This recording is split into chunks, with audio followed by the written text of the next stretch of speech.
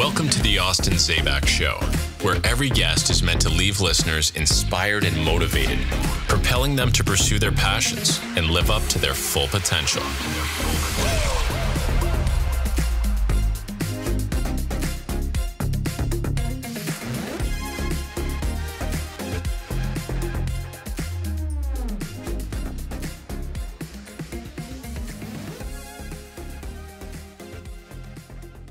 As a developer, I just found a niche with luxury storage, meaning I call it a poor man's contractor shop. I thought it was all boats, RVs going in there, and like that's just what I thought in North Dakota. But it's small contractors, it's small businesses, it's people need storage. What had you say, okay, I'm getting into that? It's not always zero money out of pocket. Like that would be a perfect scenario, right? Like you're gonna have to put capital in at some point. Starting out, most developers shouldn't. The overhead should be very low. You should be investing for very little cash out of your pocket. The problem with luxury storage.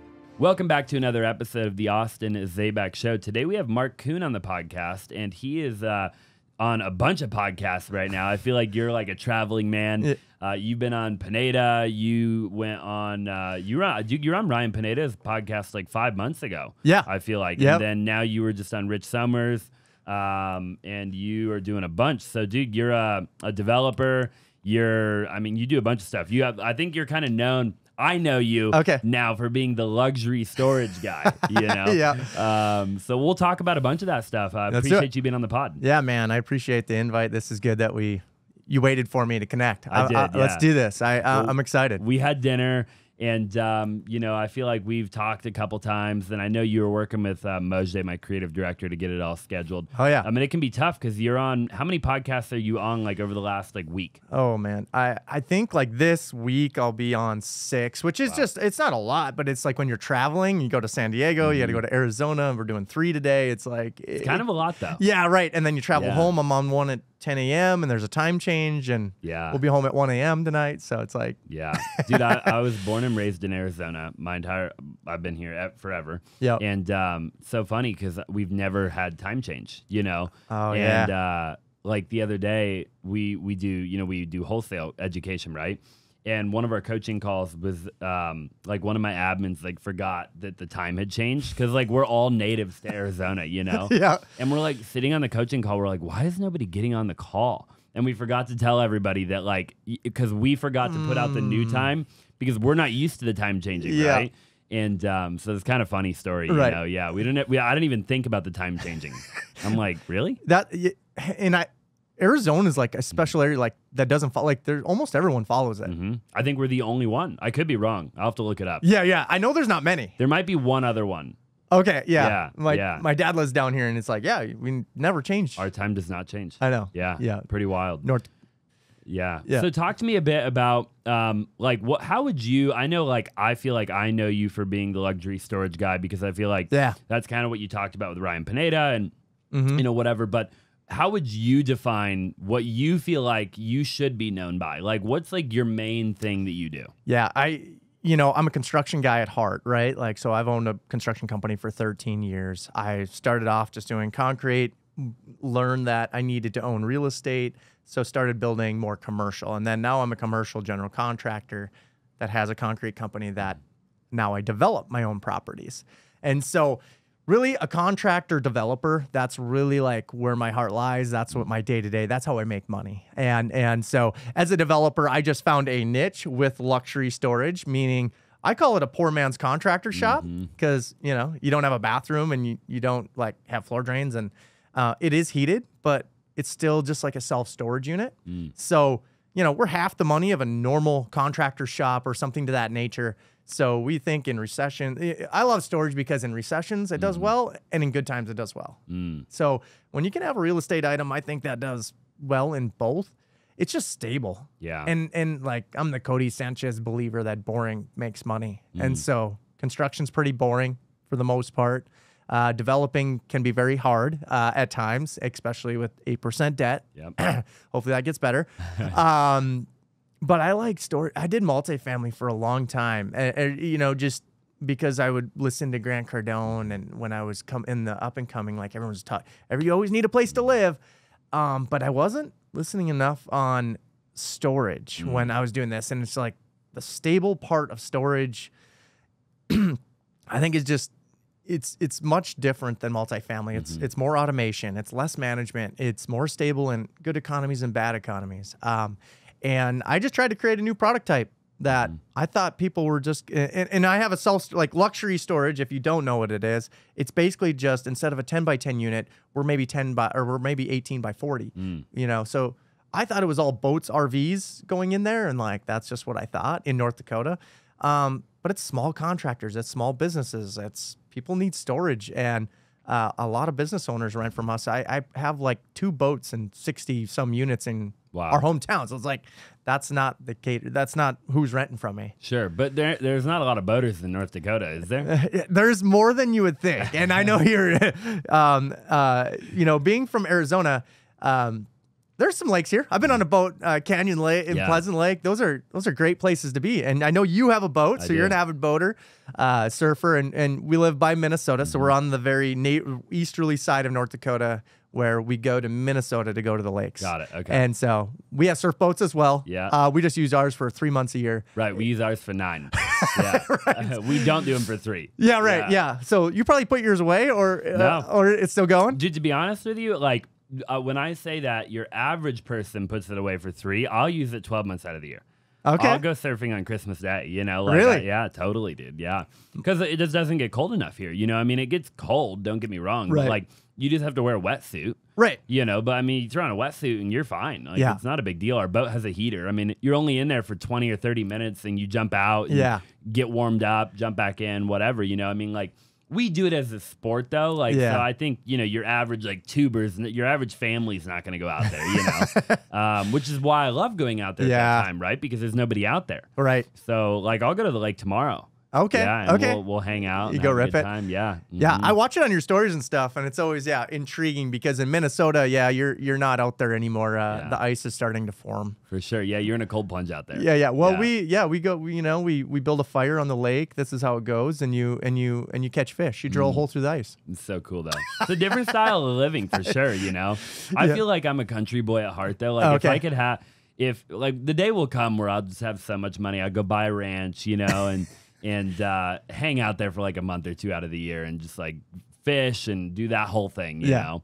But I want to talk about storage for a minute. So, you know, in the storage world, right? Like, talk to me about, you know, for somebody watching, how does one venture into that? Like, how did you even venture into the storage game? Like, I get it, you did some research or whatever, but like, and you're a concrete guy, you own a construction company, so it probably made it a bit easier maybe to venture into that world. But like, what had you say, okay, I'm getting into that?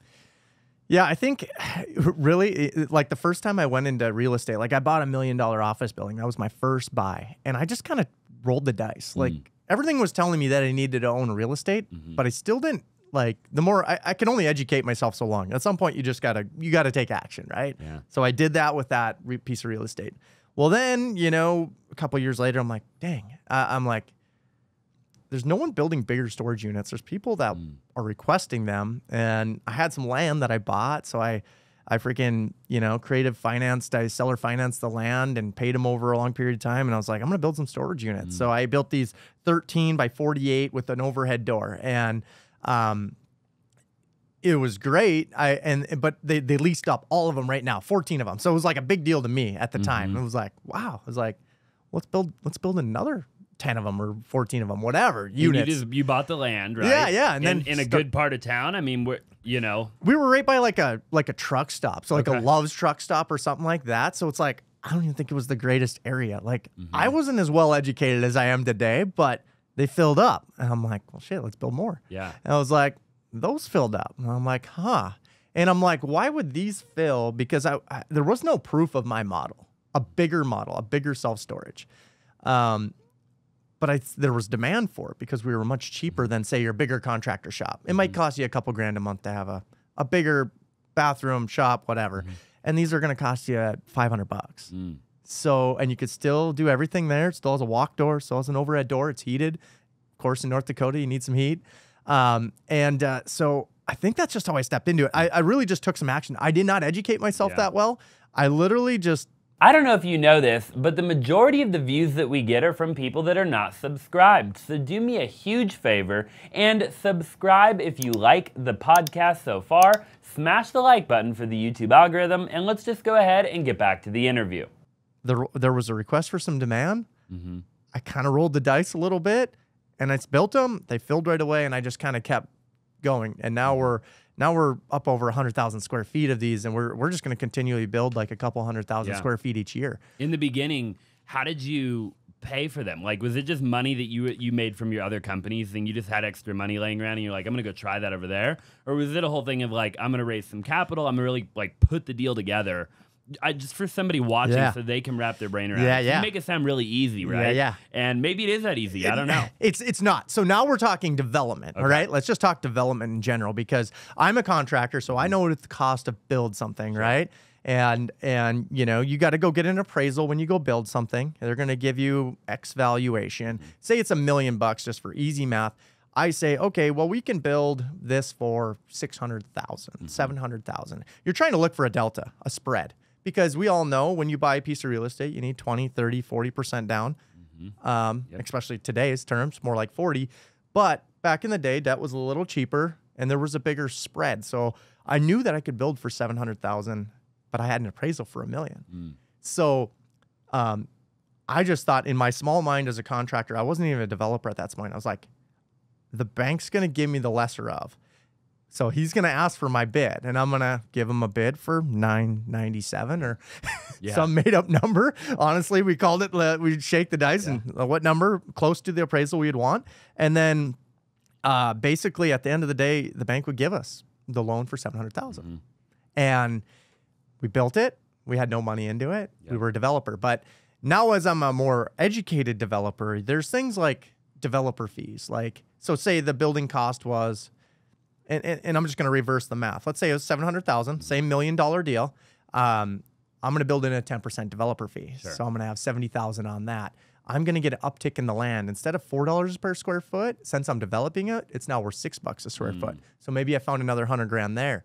And then, you know, you start figuring out these fees that you can charge as a developer, because really when you improve the land value should elevate. And if it doesn't, then you have the wrong piece of development.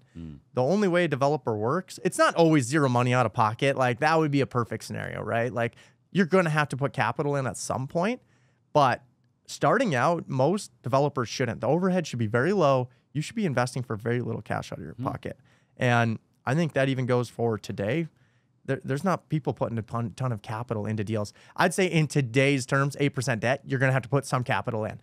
And today you got to either have the money or be able to raise the money. And I know, you know, talking to investors, it's like, that's why we do podcasts and raise awareness. We're doing storage. It's like, that's how we find investors to raise money to do more storage projects. So as you grow as a developer, I just got smarter. It's like, okay, I know there's a delta when I have super low overhead. I can build for 70 or 700 grand and there's $1 million. Well, now I'm a more sophisticated and the banks know me. I got to charge developer fees and certain fees to be able to bring up the delta and put in a little cash. Well, now as you get bigger and bigger and say you're doing a $10 million project, you just got to have more and more capital as a developer. So now some developers just build and sell and they'll make the spread on that. So they're never putting capital in. And maybe in today's terms, that might be a better model. But I think the flippers in this situation it's getting harder to flip because of debt. People are a little more nervous to buy. But as a developer, it's just like flipping. You're just improving the value, and hopefully the delta is more than capital you have to put in. Yeah, sure. Yeah, no, I mean, I love storage. I love the idea of storage. And I've talked about getting into storage like 1 million times. Yeah. And I probably will at some point, you know. For me, it's a bandwidth issue that I've got to like get worked out because we're doing a ton, you know. But I love storage. So talk to me, like, I want to just dumb it down for everybody, right? When you build a smaller storage unit like that, how do you manage it, right? Like, for somebody watching, even me, I mean, like, you can't have like a leasing office on site if you only have 10 units, right? Yep. So how if somebody, what do they have to call and be like, hey, I'm interested in a unit, and somebody just drives down there, gives them a key, signs a contract with them? Like, practically, how does one manage that type of asset? Yeah, and it's a great question because it's moving all towards automation, right? Everything's moving towards automation. So if you bought a facility, we have easy storage solutions. So they're all in one. They'll create your website, they'll create your leasing, they'll take the credit card payment, and then basically just send you the check as the payments are made. Really? So everything is automated. And I think the less touching points, the less, like we always talk getting clicks, the less times they have to click to rent. And sometimes we'll take the credit card info before we even know who Austin Zaback is. You know what I mean? And that way you get them locked into the unit. So there's like all these formulas, like how fast, how well you can market on Google, how well you can get them clicked on the lead, and then how easy. Like people don't want to talk to anyone anymore. Like even you want to rent a storage unit, you just want to go see the facility, rent that sucker right now, put your lock on it, and walk away. So really, that is what we're trying to do. And I think that's the way the whole storage market is. It's all automated. Yeah. There's no more 20 by 20 facility with someone in there waiting for you to come like knock on the door and say you're looking for a storage unit. Those days are over. But what's interesting in the storage market, and maybe an entry point for you, is that instead of development, I mean, there's 50% mom and pa's still own, like self-storage facilities. And, if you could put let's say your wholesaling team on outreaching to self-storage facilities, that's a pretty big area. 50% is owned by corporates, but statistically, that's a lot of mom and pa's still in operations. And most of them are baby boomers that are looking to retire. Do you know how many storage facilities are in America? Do you have any idea?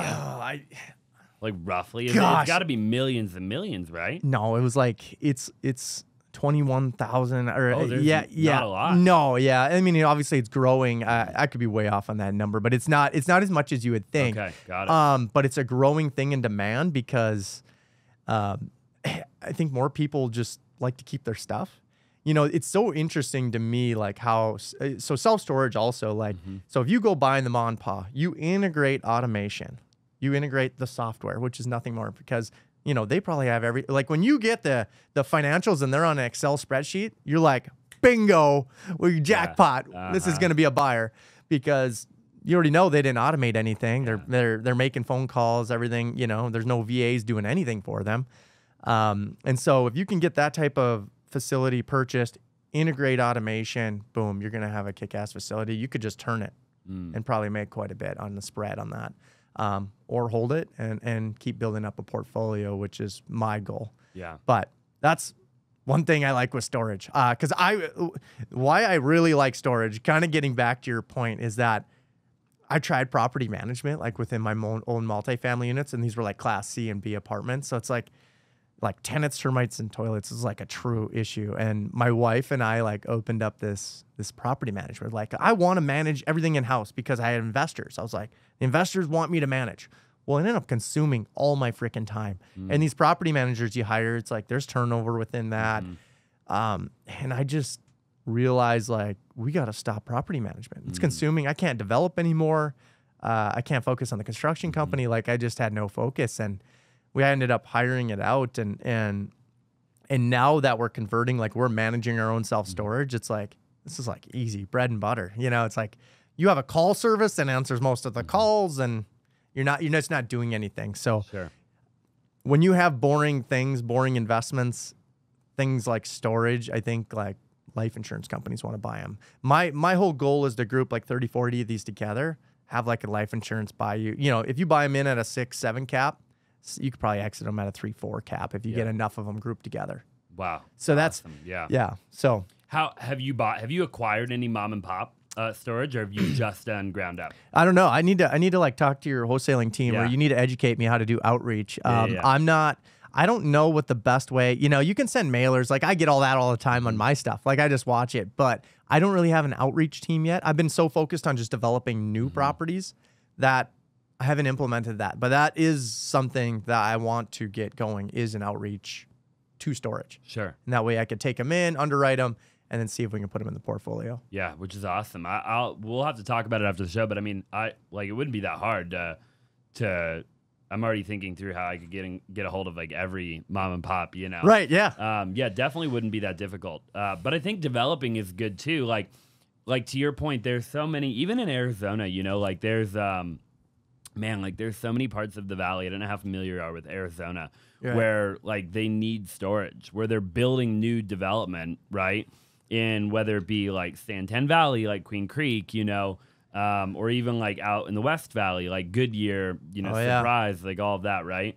Where, and like, what are your thoughts? You know, I feel like you started going down the rabbit hole of like people are keeping more stuff. Yeah. But what about also like people are renting apartments more than they ever have, and even like Class A, like so like for me, for example, right? Like right now, I live at a luxury apartment right down the road. Yep. And like the nicest apartment complex in the state of Arizona, right? Oh wow.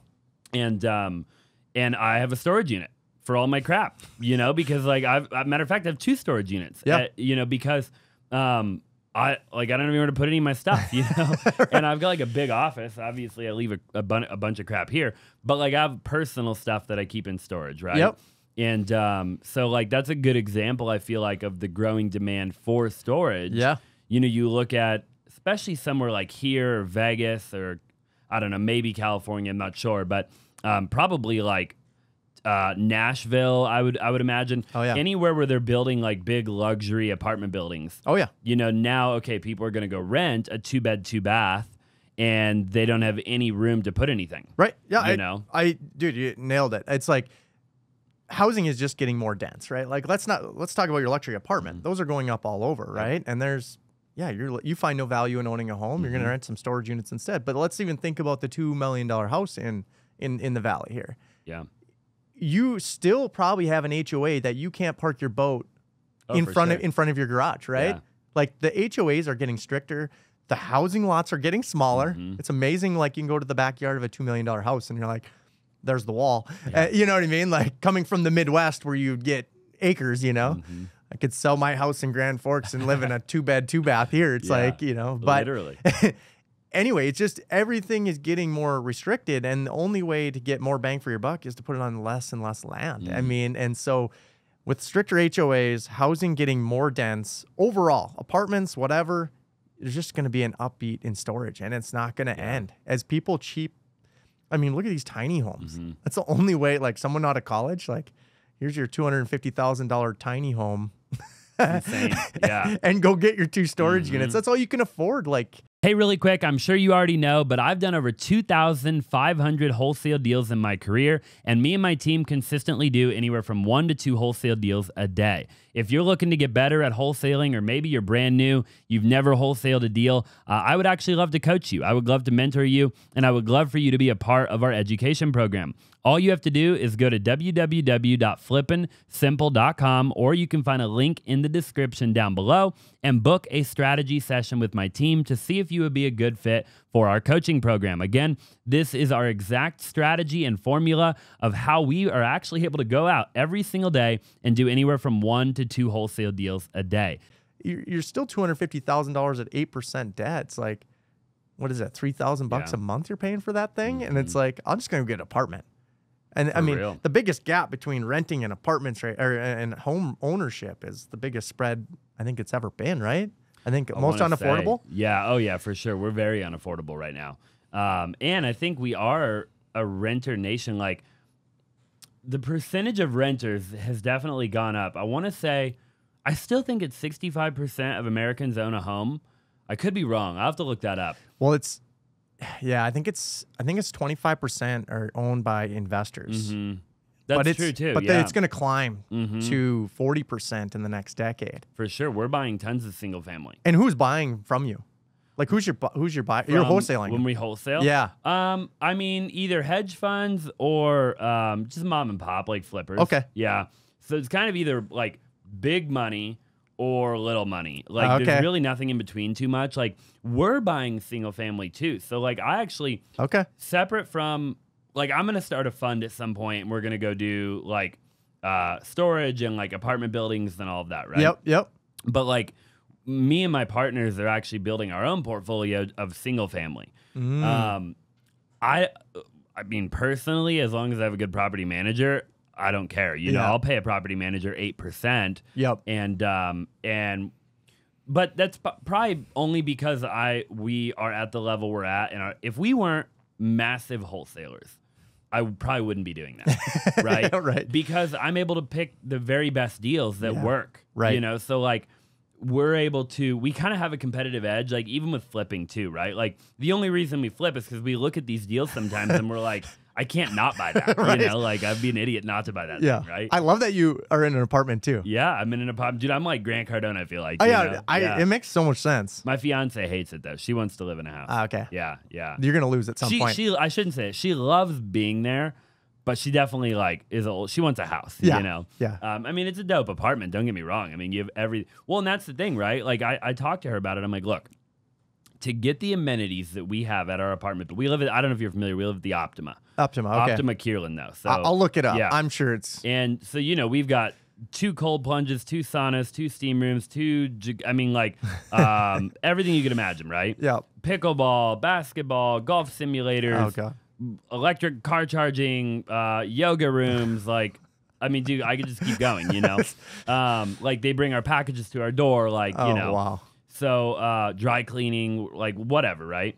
And so it's like to get that in a house, it would be like $4 or $5 million in Arizona, probably, right? Yep. So I want to live in a dope area, and I want a cold plunge, and I want a sauna, and I want a steam room, and I want basketball and pickleball. I mean, I need to be in PV, and I need to drop like $4 or $5 mil, right? So my thought is like, I'm 1 minute from my office. Like, why not? Right. You know? Yeah. But it is a pain. I wish I had a garage, you know? Like, I have a big lifted truck that I just leave at my office all the time. Yep. Because it literally won't go in the parking garage, you know? But yeah, dude, I think that people are, not in North Dakota, but, you know, a lot of my family is actually from North Dakota. No way. Yeah. I'm surprised you've never heard of my last name in North Dakota. What part? Bismarck. Bismarck. See, I'm from Grand Forks, so northeast of there. Away, yeah, and I don't, but we're working on some things in Bismarck. Yeah, so I haven't. I don't know. Yeah. Ask around. They're like, will. Dude, they were there for like half a century, I think. Wow. Running entrepreneurs, you know. And they ran out of there? Yeah, they're in Seattle now. Okay. Yeah, most of them. Gotcha. I'm one of the ones that ended up here. Yeah, good for you. Yeah. So with the luxury storage, I guess we'll kind of put a ribbon on that. Yeah. You know, what would your biggest recommendation be for somebody watching who maybe has contemplated getting into the industry, like maybe they want to dabble into that industry, you know, because I mean, you got these big storage facilities too. Like, what are your thoughts? I mean, like, what's Life Storage? Didn't they just get bought out? Yeah. But I don't know. Or didn't they buy somebody They out? trade hands all the time. Public Storage got... Public Storage, And so I think these private equities are just looking for yield on everything, right? So the storage facility that I have, and I want to get your thought, I love the design of it. Okay. So like when you pull through, right, you get to like the front of the building. It's all automated, like you said, right? Yeah. But once you have a unit, then you have your keypad. The first gate opens to like the back of the building, right? Okay. Pull in, you've got like bunch of RV storage like on the left and like boat storage, like outdoor, right? Okay. And you drive past that, and then you already put like, now you're in kind of like the back area. Another gate will automatically open along with a garage door, like a big garage door, right? Okay. And then you drive your car into the building. So you actually drive through the building. Got it. And there's another gate, like door, like straight in front of you, right? So like it's just one way in, and like one way traffic, right? Okay. And you park your car like inside of the building, right next to the elevator. Wow. And you've got like a bunch of storage units like right there, right? And then you can get in the elevator and you can go up and like do your thing in the individual units. And then you come back down, you get in your car, you pull up, garage door opens, you pull out of the building and you leave, right? Wow. And what I like about that, and I was talking to the guy, like apparently the company who did that actually was based out of Arizona. They built 40 of them. They were developers. Wow. And then they got acquired by Life Storage. Sure. For a pretty big amount of money, Oh, right? yeah, Because I'm sure. of and then Life Storage, they ended up redesigning like all future projects that they built, like that concept, like of the garage door opening and the whole thing, right? Yep. And I don't know if it's just because like when you pull through, it's all air conditioned, obviously. Like you're literally parking your car inside of the building, you know? Yeah. And I guess that makes it kind of nice. Like, what do you think about that? Well, I mean, I think you're in Arizona, you're going to want to be in air conditioning and not unloading your car at 117 in the summertime, I'm guessing, right? Like makes it very convenient. And I think it just keeps it very secure. It's probably very clean. Yep. Very clean, and it's just convenient, you know? And I think when you talk these multi-story, you know, I'm sure there's big elevators, you get your stuff in there and you go up to your storage unit on a second, third story, whatever it is, you know, they can stack a lot of units in those facilities. And having drive up, is there a person on site?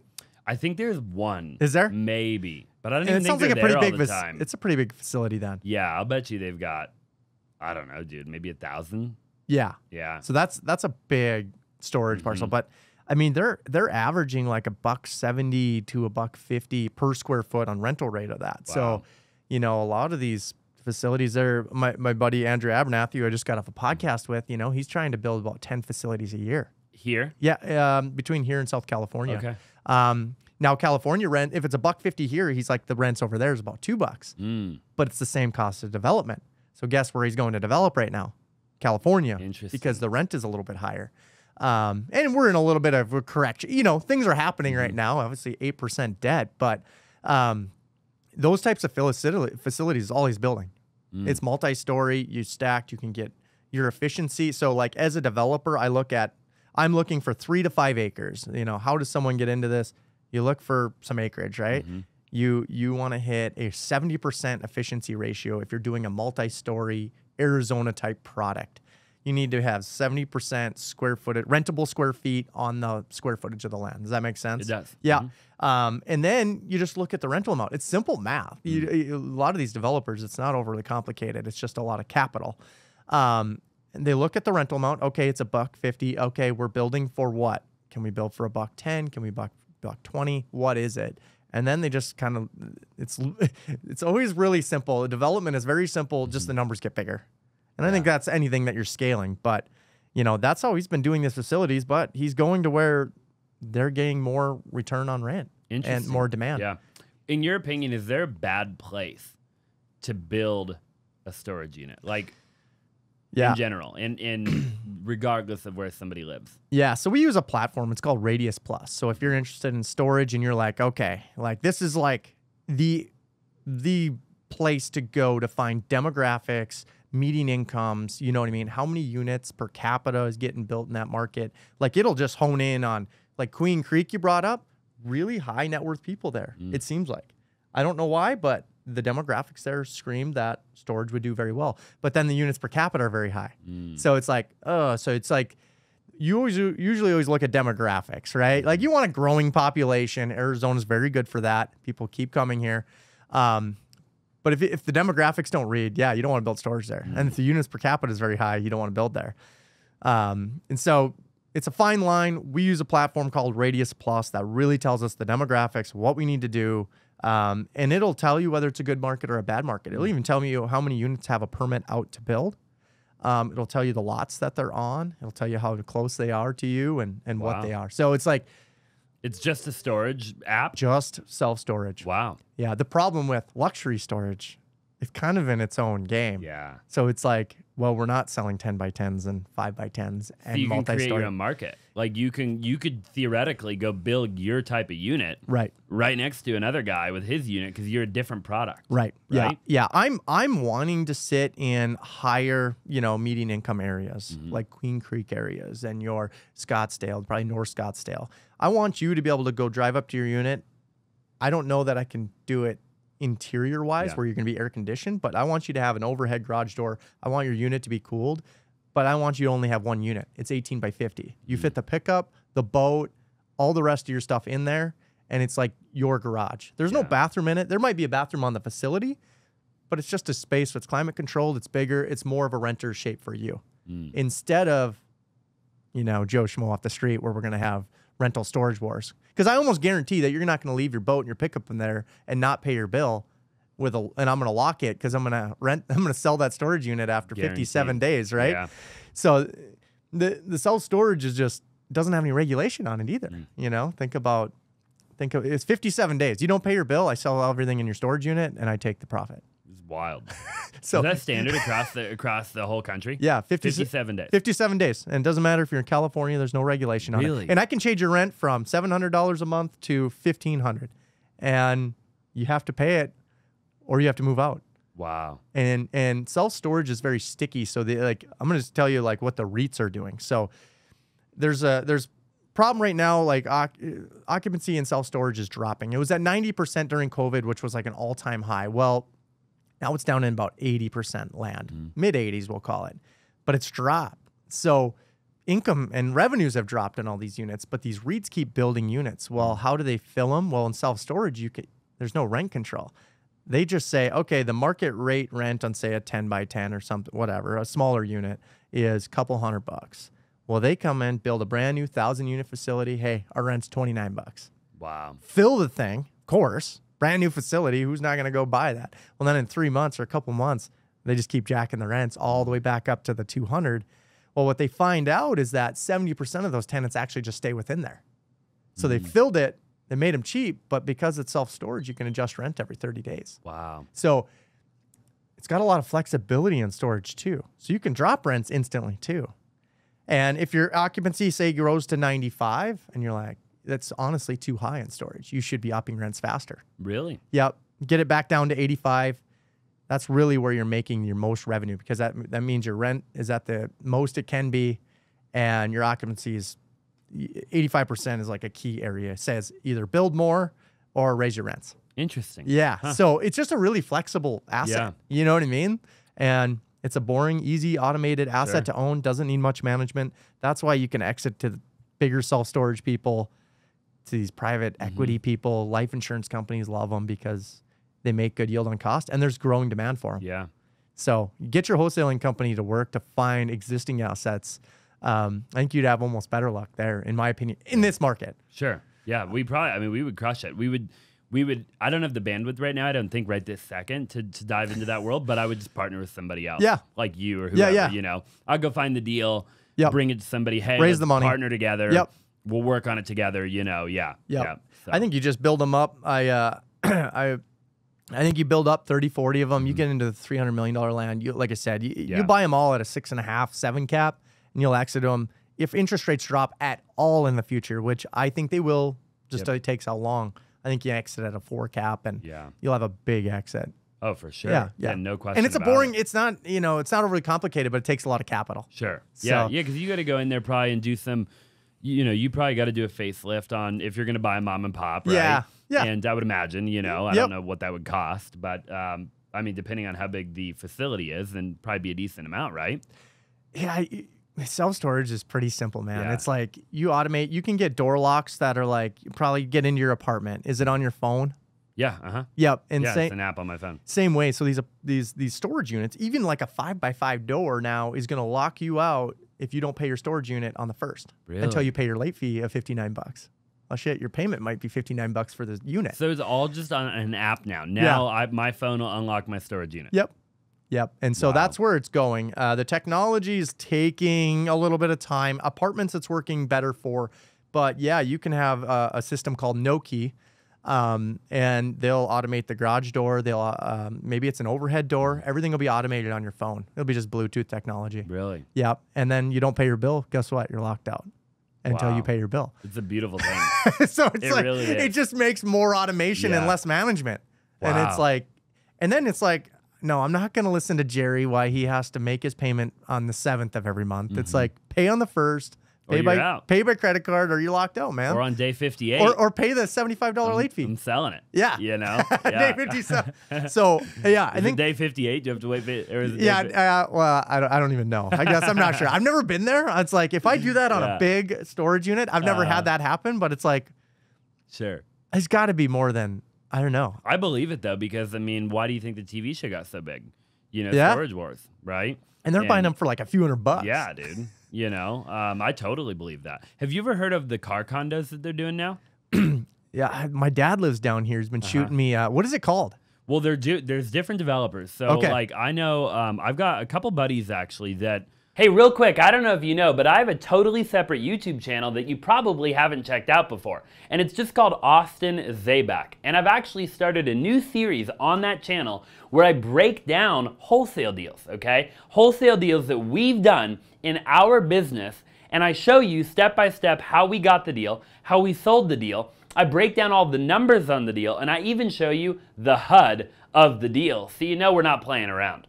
Now, I don't know how long you've been following me, but I do anywhere from 1 to 2 wholesale deals every single day. And my goal is to get to 100 deal breakdowns on that YouTube channel. So definitely, if you haven't already, go check it out. I'll link it down in the description below. And without further ado, let's just go ahead and get back to the show.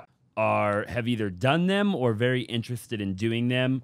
I know a guy personally who's done like quite a few of them. Okay. But I don't know if they're popular everywhere. I know for a fact they're popular here. And there's a huge demand for them, by the way, here. So if you ever find anything, but basically what they're doing, and I'm probably going to butcher it a little bit because I haven't actually done them myself, but they're buying land, obviously, in a great area. And then they're developing essentially luxury car condos. So all it really is just, think of a storage facility, outdoor, single story, right? And it's just a bunch of like 2-car garages, all connected to each other. I think they're all like 2-car. So it just looks like a single family 2-car garage door kind of, you know? So you pull in typically, and they're gated like a storage facility would be, right? And you kind of access to like, you're a member, right? Yeah, like you kind of get that vibe, you know? And there might even be, like, I know a couple of them where they're actually, like, the condos, they're kind of attached to, like, a car storage facility. Okay. Where they also do, like, car storage. And then you can become, like, part of the club if you're an owner of the car condo, right?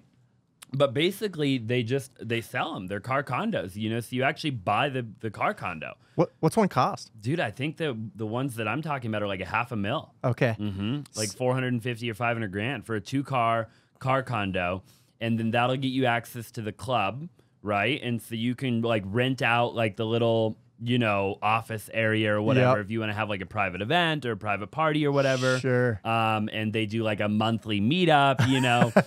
But you know, it's like think of I guess like the way I would think of it, or the way I've thought about it, is like, okay, maybe I don't know, maybe a guy who has a family or something, and that is like his man cave. So can't live there though. Can't live there. Okay. No, but think you could go there, you know, and you could work on your cars. You could hang out to air conditioning. You own it, right? Yeah.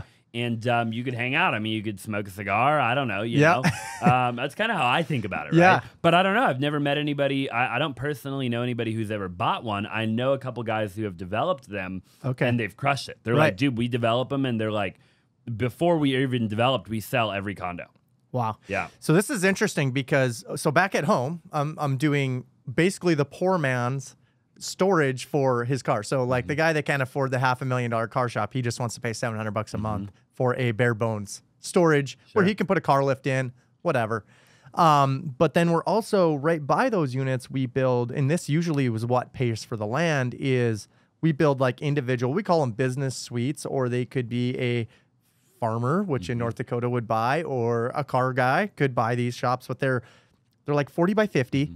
Overhead garage door, could have a small office in there, loft, whatever, and could be your man cave or hangout. But we sell those for about $500,000 too. Wow. But they're individualized. They're not all together. Like this is more like exclusive club stuff. Yep. We don't have that in North Dakota. I'd say this would be the Arizona version of that. But yeah, dude, you could totally do like what happens if you just did it on the same site? Say you found a piece of land, 5 acres, and you're like, man, I can't afford the land, so I need to sell off. I want to sell off some of these condos on one side of the parcel, but then I'm going to do luxury storage on the other side, so I can maybe get the guy that can't afford the $500,000 site. You know, so a lot of our sites are hybrid like that. Interesting. Where we can pay for most of the land for the storage piece with just selling condo shops. Which is not a bad idea, right? You know? I mean, and I think that would work too in Vegas. It would work in California. Yep. You know, I think that there's a lot of markets where you could do that in. Oh yeah. Apparently, they're like really popular right now. So I don't know. Keep me posted. But yeah. Would you pay $500,000 for one of them? I probably would. Okay. Yeah. You know, I think that I I mean, a part of it's got to be the connections and like, okay, who else owns the condos? Obviously, they're people I probably want to know. Yeah. I would imagine, right? Oh, yeah. And, you know, I think a lot of it is like I get access to kind of being a club member and I can like kind of go there and they do meetups and all of that. And I think, you know, maybe even for people like me, I mean, I don't know, I have to put thought into like, who's the avatar, right, of the person who buys that? Yeah. But maybe somebody like me, you know, I live in a luxury apartment. And I don't have a garage, technically. Right. I mean, we have a parking garage Okay. underneath the building, you know, where I can park my Plaid or I can park whatever, you know. But would I, like, you know, I've had a couple of Lamborghinis and stuff in my life, and, like, I don't have anything like that right now. But, like, ideally, I would keep that in, like, a luxury car condo, you know, and I would have my little hangout area there, and I would just keep my Plaid at my apartment building. And then I'd drive to my car condo and I'd have like maybe a classic car there or whatever if I was like a really big car guy, right? So maybe that would be the avatar. I don't know. I'm not entirely sure like who's the avatar, right? Right. But apparently they're out there because they sell out. Right. Yeah. And I mean, there's a lot of car guys in Arizona, I feel. Is there? Okay. Oh my gosh. Okay. Yeah. So we might be like, Jacob behind the camera could tell you, but I mean like, we've got to be probably like up there in the entire country in terms of like car people. Really? Like, dude, there's a car meetup like probably, I mean, for sure every weekend. Okay. You know, if not like every day of the week, if you really looked for it. You know? Yeah. I had to ask you just because you went from Lamborghini. I know you've owned many nice Lamborghinis and different cars. What you went to the dark side with owning a Tesla? I know, I did. Yeah, don't you have a Tesla? Yeah, I do. I have a Plaid. I bought it when it was in 2021, so I bought it for $128,000. Did you make a video on it or no? Yeah, well, because it was negative 36 air temp in North Dakota, so we pushed it outside and let it set overnight. You can go watch that video, by the way. Yeah, go watch the video. Negative 36 in North Dakota. How did the battery do? You know what? The car performed well. Like it started up, it warmed up, and it cooled off for probably like 10 hours or something. I mean, it was cold, and I hit the button, and it sounded like a freight train kind of with that like the heat pump was trying to like heat the car up. But it was 95 when I got. I mean, it was hot in the cab, and it drove out nice. I don't know how much charge. I don't even remember. I haven't watched that video, but like, man, the battery does fine in the cold. Like, yes, you can't leave the thing in a snowbank and then expect it to run for a week, like, because you got a lot of diesel and diesel guys in North Dakota. But if you keep it in a heated garage and plug it in and run it like a normal car, like most cars are in North Dakota, are parked in a garage, thing does phenomenal, dude. I have snow tires on it. I wish I had a hitch on it. I could pull cars out of the ditch. I bet you could, yeah. So you don't like you regret buying the 2021 though? Wow, hey, you know what? I was looking at like a Corvette, like something cool, maybe like an old Huracan or something like that would be cool. In North Dakota though, like the front bumper would be missing very soon. For sure. The Corvette doesn't even have a back seat. No Lamborghini has a back seat, so my kids can't come with me. So for like the same money, almost less money, I could get the Plaid for 127 grand. It's got a little screen in the back seat. My kids love, messing with, and I don't know. We can get in there as a family of 5 all together and go, and it's freaking faster. Yeah, way fast. Doesn't make any noise. It's that's the only downer you side. You can just go buy a classic car for that. I know. I have an 07 Mustang with straight tube headers and superchargers. All you need. My son loves it. Yeah, drive that once a week and you're fine. So I love my Plaid even up north. It'd be nice to have it in a southern climate, but it does phenomenal. I got 20,000 miles or something on it now. It's awesome. Yeah. Dude. Yeah. I just bought a Plaid 2023. I love it, dude. Do you? Couple things I got to take it to Tesla. You know how they are with the panel gaps. And, right. I bought it brand new. What'd you pay? If I paid 127, I paid 89. Wow. Yeah. Well, I mean, it was 89, and then I think I paid like 103 out the door. Okay, 103. So okay. 89 was like what they advertised, and then you have tax and you have title and all that crap. Yeah. Yeah. I think 127 was like my out the door. Yeah. Well, he dropped them a ton. Yeah. The prices. Yeah. I mean, the online now they're like 85. Holy crap! If you're looking for a car, I mean, just go buy the thing. I don't even know if you can get tax. Probably not for the Plaid, but I don't think they're heavy enough. The speed. Yeah, you get the X. Oh yeah, the X, which is probably still crazy fast. Oh yeah, for sure. Like 2.5 0 to 60. I mean. Yeah. And it's just crazy. You hit the button. It's like I've driven Escalades. You've driven plenty of nice cars. Yeah. You hit a button. It's like, how in the hell does it see everything? I don't know. Anyway, cool. we had to talk about it because you have. I know you just got one. Yeah. So we'll pivot really quick, and then I know we're getting. You have another pod after this, but like I'm curious, is there anything else that you're working on? Are you still heavily involved in construction and development? Like, are you running that as like a company over like on the side? Yeah. And then what else are you kind of like working on? Yeah, man. No, great question. And so the construction company I've operated for 13 years, and so I sit as the CEO, the visionary. We run a platform called EOS.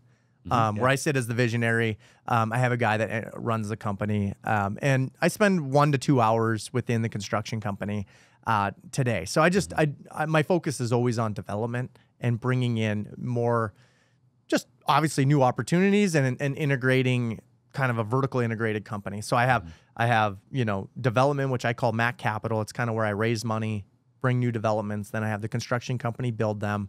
And then, really we'll have a management company that'll manage the storage portfolio, which I have. But what I think, I've listened to like Brandon Turner lately, and it's and Andrew Abernathy has Abernathy Holdings, and it's a unique model, but it provides everything that an investor wants. And so I'm working on a holding company right now, I have Mac Construction, Mac Capital, Mac Homes. We build and sell like those condo garages and townhome models. And I'm vertically integrating everything into a holding company, even including my real estate. So these storage units that I own myself personally, so the 100,000 square feet would go within this holding company. And then I will actually let investors buy into shares. I'll issue new shares of the holding company. I'm not going to sell anything. But if I had, say, 100 shares and it was $10 million, whatever, I can issue another 100 shares at the valuation to raise some money. So that way, when an investor buys into the holding company or buys shares, he not only just gets like a real estate syndication or a fund just buying a real estate deal, but they also get the verticals and all the money that the construction company make, the development company's making, the management company's making. So you can just get a much higher return on your money. So that's something I'm working on, trying to include that all together. That's very much how Abernathy Holdings runs. So that's why he's a good buddy of mine from Arizona. You should hit him up. And anyway, that's what investors want. They just want alignment of interest of alignment, because we can all, like you said, go out and throw a syndication together and fee it to death. It's like, that doesn't align with the investors. They're like, well, who's making the money here? It's always the developer, right? Or the contractor's making all the money. And it's like, well, what happens if I let you buy into shares of the holding company? So then we're aligned in interest. Yeah. Why don't more people do that? I was just listening. Like I think Turner was on Ryan Pineda's not too long ago. He's like, dude, I'm creating a fund. He's like, these businesses make more money than the real estate does right now. There's no cash on cash. He's like, there just isn't. And so he's like, I got to have businesses to help generate revenue and have the real estate as really the stabilization, the good, place to store money. Yeah. And the company's really producing the money. So he just talked about it. He's going to open a fund, of doing this. I'm just doing it within a holding company. Brandon might do the same thing, or he might produce. I know he really likes his funds through Open Door Capital. But I think it's something that's going to trend. Similar concept, though. Yeah. Similar concept. Yeah. Holding company, though, would last forever. A fund is temporary. So at some point in the next 5 years, he's going to sell that fund, right? Like the funds won't last forever. Where a holding company, like my buddy Abernathy, he's got it for 10 years. It'll go Berkshire Hathaway. That's a holding company. You know what I mean? Warren Buffett model. So the holding company is more in the Warren Buffett. The funds is just basically what everyone else has been doing. Yeah, for sure. And I think the investor alignment is better with like Berkshire Hathaway, the holding company model. So I see it as a trend in the future. So yeah, we'll have to talk more about that. I've got a bunch of stuff that I've already been vertically integrating, not necessarily for that purpose. Right. But I'm not far off. I was just doing it for different reasons. Right. Yeah. Yeah. I already kind of have it set up like that. I already have a holding company that owns like 8 companies. Right. Yep. Yeah. And so you're set up with it. It's just you've never issued new shares. Yep. And so issuing new shares, you're going to sell down your percentage a little bit, but you're going to raise maybe you need to raise $10 million in capital. So you just issue some new shares. You're not going to lose your valuation either. And a lot of times, like Berkshire Hathaway, they don't do distributions either. Like these funds, they're always made to like print 5% or something. But through the Berkshire Hathaway most holding companies, they don't do distributions. It's just a stock value. So it makes things easier on the operator, but the investors also get a better compounding rate over time. Sure. Because you're taxed on the money that comes out. And most investors don't always want to take the distributions because they're taxed on the money. Hey, real quick, I don't know if you know, but I actually wholesale real estate nationwide, and I have buyers all over the nation looking for incredible deals. So if you're a wholesaler and you locked up a deal and you're struggling to find a buyer, I would love to partner with you up on it, and I would love to help you sell it. All you have to do is text me 480-418-5339 and just let me know that you have a deal that you need help selling. Again, the phone number is 480-418-5339. Let me know that you have a deal, you want me to bring a buyer. Somebody on my team will reach out to you right away, and we will help you get it sold. Now, let's just go ahead and get back to the show. They just want you want to take it? Well, they're just say, no, I would just keep it in. Sure. And it's like, well, when you're running a fund, you don't want to like, okay, this guy's staying in, this guy wants the distribution. Give it to everybody. Yeah, right. Yeah, you got to do all or none. So the holding model, you really don't do distributions either. So it's an interesting model. It's a good way to raise money and evaluate your companies to help grow all your companies. And then it's a great way for your investors to align with you because now they get to play within. They don't have any say. They'd be a limited, shareholder, but they get the cut of what your companies are producing. For sure. And then it gives you a chance to go and buy real estate to hopefully, or I don't know, however you're vertically integrating. Yeah. Just to keep going. Yeah, for sure. Yeah, no, 1,000,000%. I mean, you could definitely get creative with that. Yeah. Yeah. So a unique way of doing it, but I think it's something that's coming around, and now you're starting to hear more and more of that. Yeah. Very interesting. Because private equities, they're just not finding the yield on real estate anymore. So there's all this dry powder sitting on the sidelines, but you can give them the chance to go within the operating companies at a fair valuation to you. I mean, you're the one issuing share price, and they got to be the one to buy it. But they can buy in at, say, it's a $40,000 share price. At least they get a cut of everything. Yeah. Yeah, private equity. Like I just did a business tour with a big plumbing company. They just sold to a private equity firm in 2021. And, it just goes to show, like, all throughout COVID, I saw a bunch of private equity get into like home services and non, what do we want to call it? Like seasonal, because everybody needs a plumber. Oh yeah. Right. Doesn't matter what's going on in the world. Yeah. And so, you saw a lot of that, but then they drove a lot of the companies into the ground and, Yeah. So. These private equities too, they buy, there's a $10 to $20 million private equity company that sells to the $20 to $40 million equity company. And it's like people just keep building it up and then they just keep trading these companies until I always have an interesting story with like a guy that like locally in the Midwest, he started buying, and he is not a smart individual at all. And he just started buying pest control, 1 to 2 mom and pop shops, these little pest control companies. Well, he ended up getting like 30, 40 of them. And then he liked one of the operators from one of the deals, and he paid that guy. He said, whatever I sell all these, I'll pay you 10%. So that guy implemented his systems because he made the most profit into all the other companies.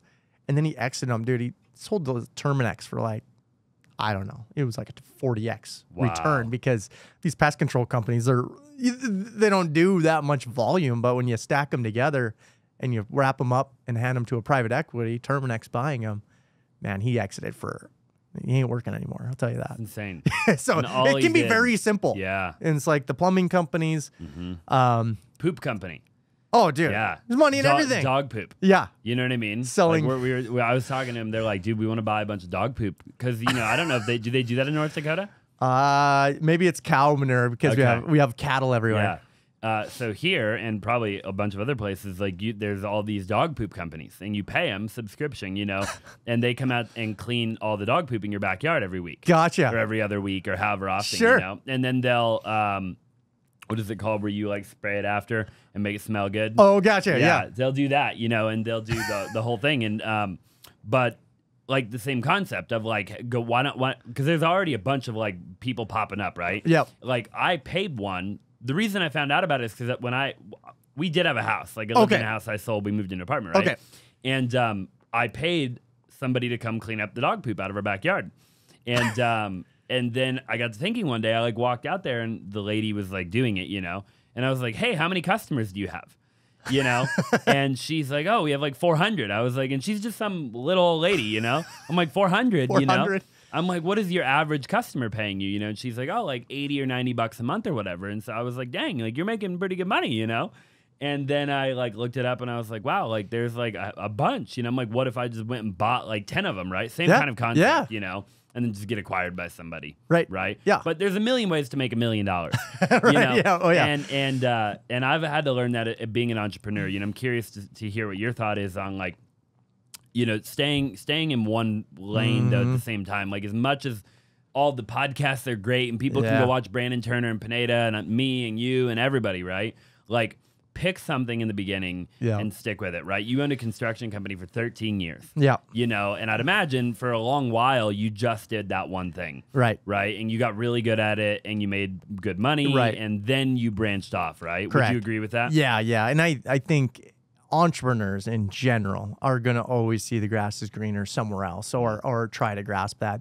The ones that, you know, fail but don't quit, you know, those guys will be the guys that keep going, right? Like there's plenty of times when I wanted to quit construction, you know, always a problem. There's always a problem in every business. So you kind of figure out, or, you know, you lost money on the job and it's like, well, you're not going to just quit and like pivot after 6 years, you put your whole life into it. But yeah, there's plenty of times I look at myself in the mirror and it's like, why am I doing this to myself? Like, why don't I just go work for another entrepreneur and try to build out his dream? And then I start realizing like, no, I don't want to do that. That sounds terrible. And then, you know, you just got to really stick to something consistently, do it for a long period of time, take the times when they're good. And the times that are bad, you know, just know that those times are just going to make you stronger. Yeah. You know, the good companies are probably going to go away today. The great companies are probably going to do better and soak up those companies. So you just want to really, there are plenty of times I wanted to quit construction, but just staying consistent. That's what we're good at. That's what we know. Let's get really good at that. Let's just keep, how do we build off of that? That's where you want to get off. You don't want to switch from wholesaling into development. You're just not going to enjoy it. It's going to seem really gritty, lumpier. It's just going to be a whole different business, right? Like it just is. And as much as I talk highly on development, it's not for everyone. You have to have a lot of patience, which I have none of. So I don't know how I landed in that. But you just want to build off your platform. No different than I watch you. You're building verticals within your company. You know, we're doing content. We're just trying to build off ourselves to hopefully help grow our mothership of where we knew how to make money. But today we're sitting in front of cameras and you know, and it's just very well put though. We're just keep building off ourselves instead of quit and go try something new, because anytime you do that, you're just looking for luck and hope you hit big somewhere. Even if you hit big once, you're still not going to make you happy. Figure out your purpose, figure out like, you know, the journey's always more fun than the outcome. It's not like we're like, you're going to hit a point here in the next 2 years and you're like, I'm done. We're going to go golfing. It's like, okay, we're going to have the worst life after a month, right? So I think there's lots of realizations, a lot of hard days, but the more you can stay consistent, and you know, it's been said many times, but the more successful I think you're really going to be longer term. Two more questions for you. Yeah, let's do it. And I'll let you go. One is, how do you balance everything? So you have kids, you're married, you have a family, right? Yeah. So how do you balance everything? I think a lot of people, I've interviewed 100 people now. Doesn't seem like anybody's got the perfect formula. So I always like to ask, right? And then I'll go to the next one. Yeah, so I'm not a believer in life balance. I enjoy both. And my kids enjoy what I do, because I do podcasts with them and I bring them in. I bought them an 8-plex so they can go to college for free, you know, in 10 years. They're 10, 8, and 3, 2 older girls and a boy. And you know, we do phenomenal stuff together all the time. We were just down here. I got to do a 10-year-old trip. Anytime my kids turn 10, I'm going to take them on a vacation with dad, one-on-one. And we broke all the rules. We ate ice cream. We swam till the pool closed, and you know, we had a lot of fun one-on-one with my daughter. So but I worked during that process too. Yeah. And she knew I was, and I had to. And it's like, I still got businesses. I'm still developing things. Things don't stop. And she realizes, you know, and I say, hey, honey, I'm on the phone or whatever. And I don't answer all the time. Like, there's focus mode on your phone for a reason during good times. But if we're sitting in the car for 7 hours, I'm going to listen to some podcasts and do some business calls, unfortunately. And she's like, yeah, whatever, and I try to incorporate her into what I'm doing to get her interested. I'm like, do you want to go work at, Sephora and wherever these makeup places are? And I don't want to talk about it after that trip, but I just integrate her. It's like, let's talk about real estate. What interests you? And she's like, everyone knows we do well because of the real estate. And it's, so I just try to incorporate both pieces together. I don't try to separate them. There's certain times you got to shut it off when you get home. My wife works right beside me. So it's like, she doesn't want to hear about it all, but we talk about it. We're in the moment. We talk about it with the kids. They like it. We just try to mix it together. I don't know. I don't think there's a perfect answer for that, but we mix it and we like it. Work-life integration. Yeah, we do it. Yeah. Unfortunately, fortunately. There you go. If you were to give your kids one piece of advice, and that was what they knew you for, it could be life advice, business advice, just one piece of wisdom you've gained throughout your entire life, what would it be? Yeah. You know what? I always think back to like what made me wealthy, or what made me like finally the aha moment. And it was the time like I got curious. Like I use just the word curious, and kids can be curious about like how do you drive a Tesla Plaid, and how did you have a Lamborghini? And I think if the kids can be curious about how to build wealth and how to actually grow wealth, I don't think the education system, I'm like right next to Grant Cardone on this. Like the education system, like what they're teaching my kids, is like go to school, get a job, go to college, get a job, and build someone else's dream. And I think there's other paths in that. I'm not saying not go to college. I'm just saying that build your own path, figure out how money actually works, and build a path to that, build wealth and try to generate an impact for legacy for your family. Like that's what I'm trying to do, and that's what I want kids to do. But I think, tell kids that I would educate them about real estate or something on how to build wealth and a business. Powerful. Yeah. Yeah, I love that. Where can people find you, Marc? Yeah, man. You know what? I'm a big LinkedIn buff. I have an Instagram following as well. I'm terrible at LinkedIn. Yeah, dude. Yeah. I get you on. Well, when you're talking to investors, that's probably where you need to find LinkedIn. And I know a lot of phenomenal people on there. And so we have a big following there that we created an email called Unfollow the Herd. That we have like 2,700 subscribers. So you can find that on our LinkedIn. And then, I'm on Instagram. I do YouTube content. We're putting out about 150 pieces of material a week. Wow. So trying to do the content game as well as be a developer. I love that. We'll put all that information down below. So IG, Marc Kuhn, just every platform. Yep. Okay. Yep. You'll find me. MARC too, by the way. MARC. But I'll put all that information down below. So if you're watching or listening, it'll be in the description and people will be able to find it. Yeah. Yeah. Come find me. I really appreciate you being on the podcast. You shared a ton of value. Yeah. Dude. Yeah. We'll have to partner on a storage deal. Hey, let's do it. I need to get down to Arizona. Yeah. You definitely should. Yeah. Okay. I'll have to meet your buddy too. Oh yeah. We'll for talk sure about him. Appreciate you being on the show. Okay. Thanks, Austin.